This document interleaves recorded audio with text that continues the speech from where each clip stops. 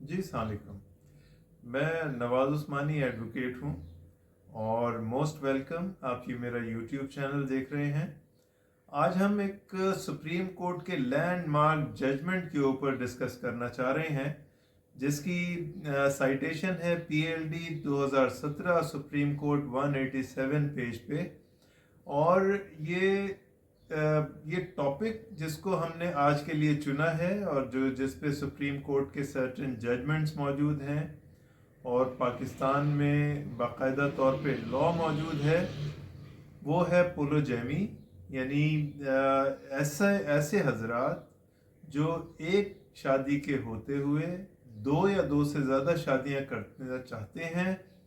तो उनके लिए क्या पैरामीटर्स कानून ने मुकर्रर किए हैं और सुप्रीम कोर्ट ने उसमें क्या कुछ हेल्ड किया है, ये हम आज की इस वीडियो में जानेंगे। उम्मीद है कि ये बहुत इंटरेस्टिंग होने वाली है और यकीनन मालूमाती भी।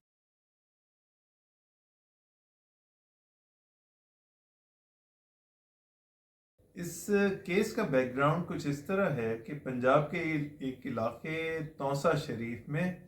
इश्तियाक अहमद साहब ने दूसरी शादी बग़ैर अपनी एग्जिस्टिंग वाइफ की इजाज़त के शादी कर ली। और शादी के कुछ अरसे बाद जब उनकी एग्जिस्टिंग वाइफ को ये पता चला कि उन्होंने बग़ैर पूछे और बग़ैर किसी सर्टिफिकेट के दूसरी शादी कर ली है, तो उन्होंने चेयरमैन यूनियन काउंसिल में एक एप्लीकेशन मूव की, जिसके तहत कहा गया कि चूँकि इन्होंने बग़ैर आपके परमिशन के, बग़ैर मेरी परमिशन के दूसरी शादी कर ली है, लिहाजा इनको कानून के मुताबिक सज़ा दी जाए। और यूनियन काउंसिल ने इस एप्लीकेशन को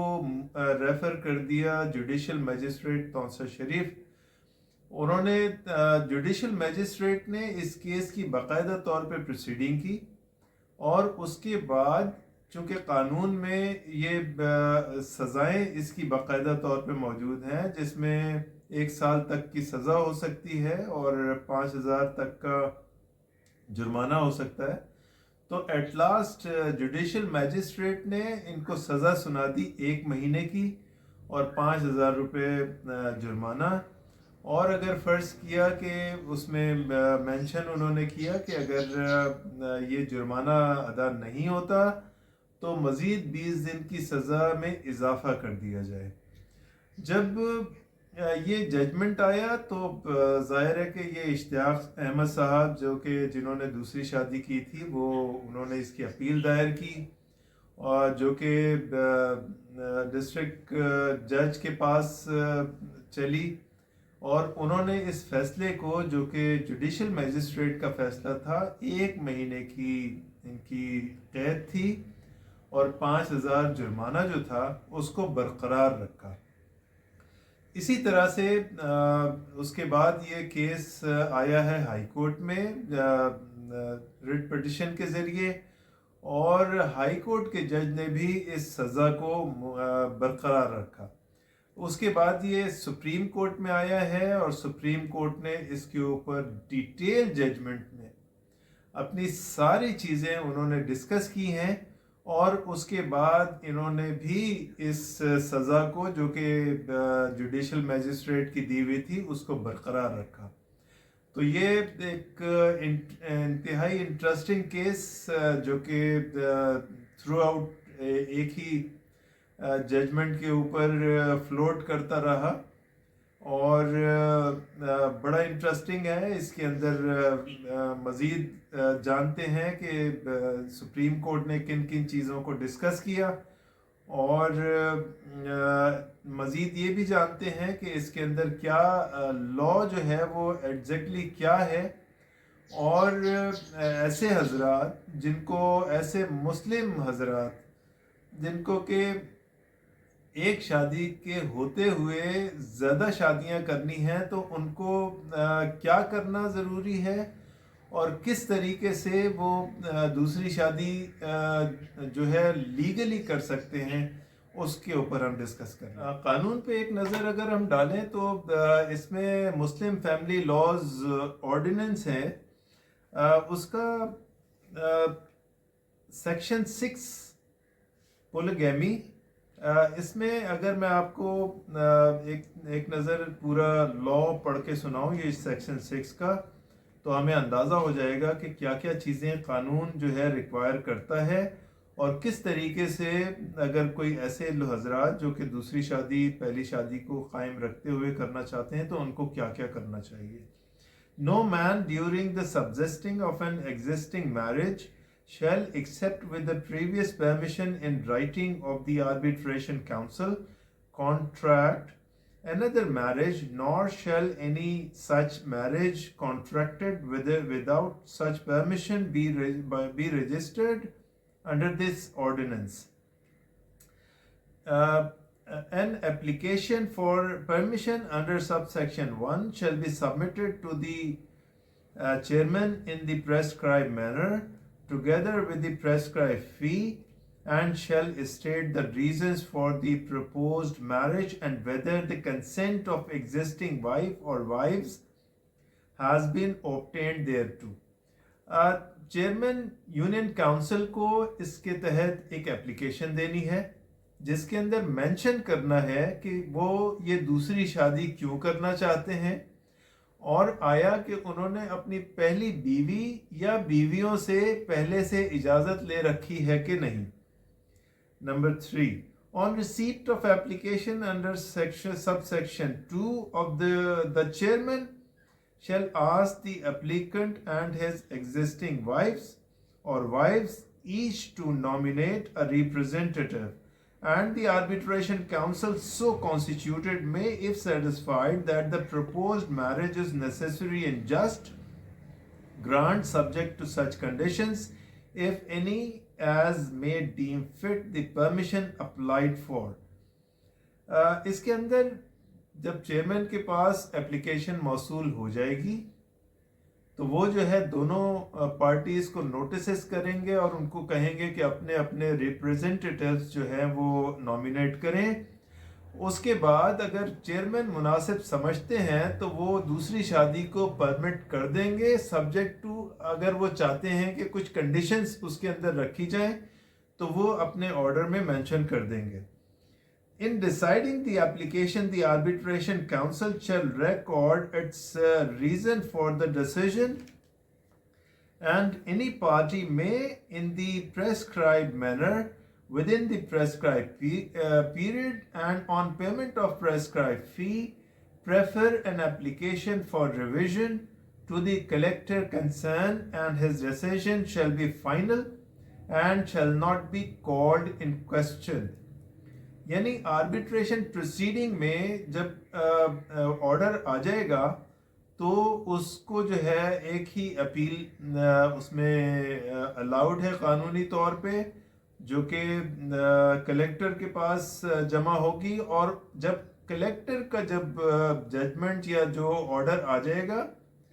تو وہ فائنل کنسیڈر ہوگا، اس کے بعد فردر کوئی اپیل کا حق موجود نہیں ہے۔ Number 5, any man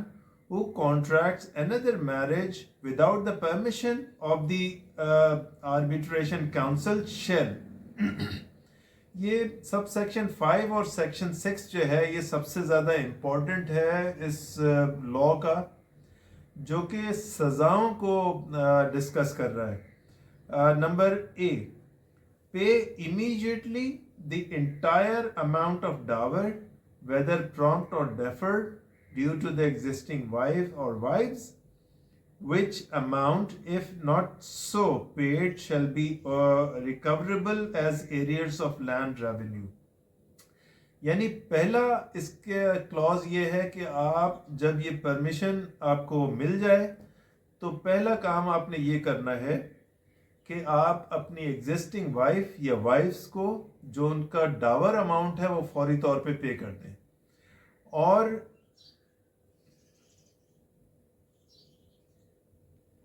اگر آپ نے پے نہیں کیا تو یہ لینڈ ریونیو کے تحت اس کو جو ہے ایریئرز کو ریکور کیا جا سکتا ہے۔ نمبر B اس میں ہے on conviction upon complaint be punishable with simple imprisonment which may extend to 1 year or with fine which may extend to 5,000 rupees or both. تو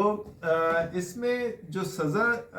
دوسری سزا اس کے اندر لکھی گئی ہے وہ یہ ہے قانون میں کہ ایک تو 1 سال کی سزا ہو سکتی ہے، یعنی بیہائنڈ دا بار کیا جا سکتا ہے، اور دوسرا یہ ہے کہ 5,000 روپیز آپ کو پے کرنے ہوتے ہیں اگر آپ نے وائلیشن کی ہوتی ہے۔ تو یہ جب کیس سپریم کورٹ میں آیا ہے تو انہوں نے ڈیٹیل میں اس کو ڈسکشن کیا ہے، اور باقاعدہ طور پہ سورہ بقرہ کی آیت نمبر 228 اس کے اندر ڈسکس کی گئی ہے ڈیٹیل میں۔ اس کے علاوہ انہوں نے سورۃ النساء کی آیت نمبر 19 اور آیت نمبر 35 کو ڈیٹیل میں ڈسکس کیا ہے، اور اس قانون کے نافذ ہونے کی جو وجوہات بیان کی گئی ہیں باقاعدہ طور پہ سپریم کورٹ کے ججمنٹ میں، اس میں یہ بیان کی گئی ہیں کہ اس کا جو مین پرپز ہے وہ یہ ہے کہ مرد کو اگر وہ دوسری شادی کرتا ہے، ویسے تو جیسے کہ اس کیس کے اندر بھی اشتیاق احمد صاحب جو کہ اس کے اندر پٹیشنر تھے، انہوں نے یہ انہوں نے پلیز لی تھی کہ چونکہ اسلام کے اندر مرد کو 4 شادیوں کی اجازت ہے، لہٰذا اگر کوئی ایسا قانون جو کہ اس کو اس اسلامک قانون کو اگر پروہیبٹ کرتا ہے یا روکنے کی کوشش کرتا ہے تو وہ غیر قانونی ہے۔ نمبر 1 یہ ہو گیا۔ دوسرا انہوں نے یہ پلی لی تھی کہ میری ایگزسٹنگ وائف نے مجھے پرمیشن دے دی تھی، حالانکہ شاید ایسا نہیں تھا، چونکہ وہ ڈسکشن کے دوران اور کیس کی پروسیڈنگ کے دوران یہ اندازہ ہو گیا ججز کو کہ ان کو ایگزسٹنگ وائف کی طرف سے کوئی وہ پرمیشن موجود نہیں تھی، اور during the discussion of the supreme court یہ کہا گیا کہ اس کے اندر جو ہے کائنڈنس ہونی چاہیے اگر آپ دوسری شادی کرتے ہیں، اور ایکوٹی ہونی چاہیے، یعنی دونوں اگر فرض کریں کہ آپ دوسری شادی یا تیسری شادی یا چوتھی شادی کرتے ہیں تو ان تمام وائفز کے درمیان میں آپ جو ہے طریقے سے ایک ایکوٹی قائم کر سکیں کہ ایسا نہ ہو کہ کسی کا یعنی حق مارا جائے اس کے اندر۔ تو اس پوری سپریم کورٹ کی ڈسکشن میں جو کہ بہت ہی ڈیٹیل میں ڈسکس کی گئی، اس کے اندر ایک تو ون سائیڈڈ یہ کہ جو اشتیاق احمد صاحب نے جتنی پلیز لی تھیں اس کو کاؤنٹر کیا گیا، اس کو بتایا گیا کہ بھائی جب دوسری شادی کرتے ہیں تو اسلام نے بھی دونوں وائفز کے درمیان میں